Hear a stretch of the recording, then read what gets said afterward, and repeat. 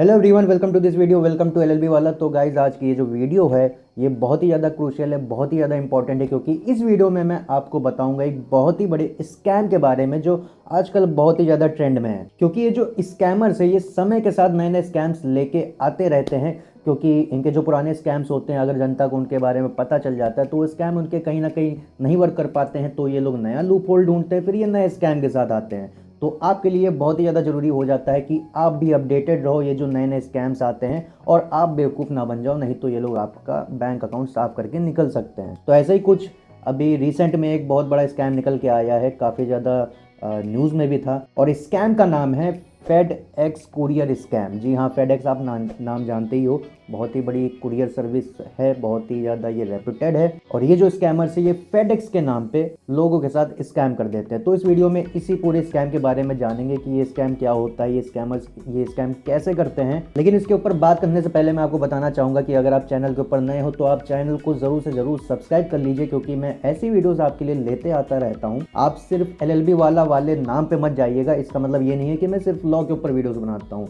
जो हमारे इंडिया में जो करंट इश्यूज़ चल रहे हैं, इंपॉर्टेंट इश्यूज़ चल रहे हैं, मैं उसके ऊपर भी वीडियोस बनाते रहता हूँ। और ये जो स्कैम्स है ये भी बहुत ज़्यादा न्यूज़ में होते हैं और आपको इसके बारे में ज़रूर पता होना चाहिए, तो मैं स्कैम्स के ऊपर भी वीडियोस लाते रहता हूँ। तो आप ज़रूर से ज़रूर सब्सक्राइब कर लीजिएगा, और आप इस वीडियो को जितना ज़्यादा से ज़्यादा शेयर कर पाओ उतना ज़्यादा से ज़्यादा शेयर करिए अपने दोस्तों के साथ, रिश्तेदारों के साथ, ताकि उनको भी पता चल सके कि ये जो फेड एक्स कुरियर स्कैम अभी निकल के आया है वो क्या है, और उनको इस चीज़ से भी अलर्ट रहना चाहिए। तो चलिए अब बात करते हैं फेड एक्स कुरियर स्कैम के बारे में। तो देखिए, ये जो फेड एक्स कुरियर स्कैम है इसमें स्कैमर्स अपना भेस बदल के आते हैं, जैसा नॉर्मल स्कैम के केस में होता है। जैसे सिम कार्ड फ्रॉड केस जो होता है उसमें वो कॉल सेंटर का बंदा बन के बात करते हैं, और कुछ इसी तरह से इस स्कैम में भी ये लोग एक एयरपोर्ट ऑफिशियल या फिर एनफोर्समेंट एजेंसी का कोई ऑफिशियल बन के या फिर फेडेक्स कुरियर ऑफिशियल बन के आपको कॉल करेंगे और ये कहेंगे कि आपका एक पार्सल आया है हमारे पास और उसमें पता चला है कि उसमें इल्लीगल सामान है। वो ड्रग्स हो सकता है या फिर इल्लीगल पासपोर्ट या कुछ भी हो सकता है, इल्लीगल चीज़ आपको बताएंगे, और फिर आपसे वो लोग कहेंगे कि ये जो पार्सल है उस पर आपका नाम है, उस पर आपकी आईडी पड़ी हुई है। और ये लोग किसी को भी रैंडमली कॉल नहीं कर लेते हैं। ये अगर आपको कॉल कर रहे हैं, आपको अगर टारगेट बना है, तो ये आपकी पूरी इन्फॉर्मेशन रखते हैं,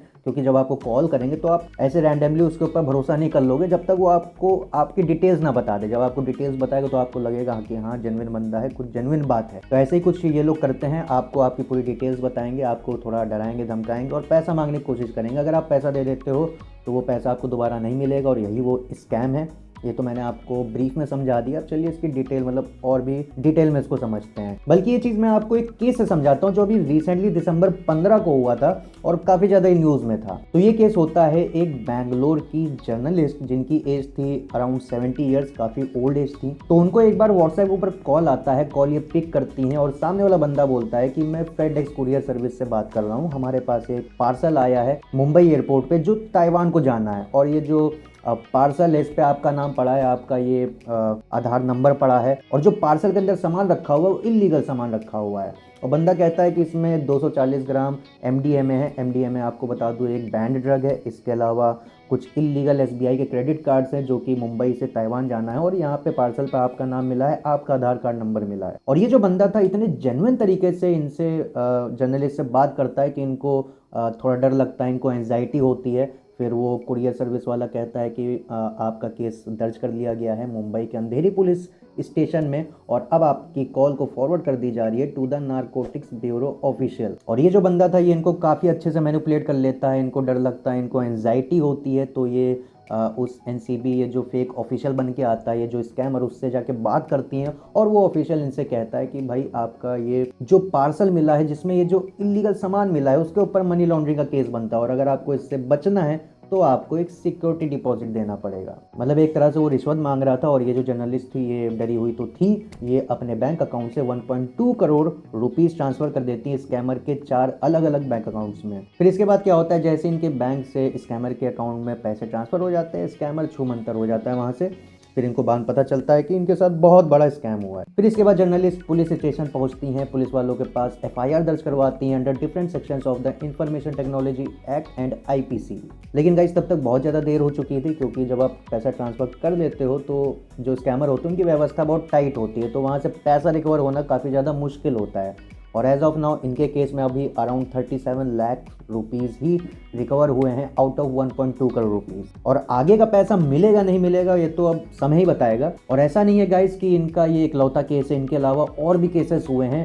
अराउंड बैंगलोर में अभी तक around 335 cases related to FedEx courier scam अभी तक रिकॉर्ड किए गए हैं। और गाइज यही है पूरा फेड एक्स कुरियर स्कैम। तो कुल मिला के इस स्कैम में मोटा मोटा मैं आपको बताऊं तो यही होता है कि आपको ये स्कैमर एज अ ऑफिशियल बन के आपको कॉल करेगा और फिर आपसे कहेगा कि हम एयरपोर्ट से बोल रहे हैं, यहाँ पे आपका पार्सल आया है, इसमें इलीगल सामान मिला है और आपको उस ऑफिशियल के ऊपर भरोसा हो जाए, इसलिए वो आपको आपकी डिटेल शेयर करेगा। जैसे आपका नाम हो गया, आपका आधार डिटेल हो गया, एक्सेट्रा एक्सेट्रा आपको शेयर करेगा, तो आपको लगेगा कि हाँ वो सही बोल रहा है। और कई केसेस में तो गाइज ऐसा होता है कि वो आपको वीडियो कॉल भी करेंगे और वीडियो कॉल में आप उनका सेटअप देखोगे तो ऐसा लगेगा कि हाँ ये पूरा प्रॉपर, हाँ सही में ये एक सेटअप है किसी नारकोटिक्स कंट्रोल ब्यूरो ऑफिशियल की। तब आपको इनकी बात के ऊपर यकीन हो जाएगा। ये आपको और भी डराएंगे धमकाएंगे, आपको एंजाइटी होगी, आपको स्ट्रेस होगा, आपको सोचने तक का मौका नहीं देंगे ये लोग और आपसे ये लोग सीधे फाइन की मांग करेंगे।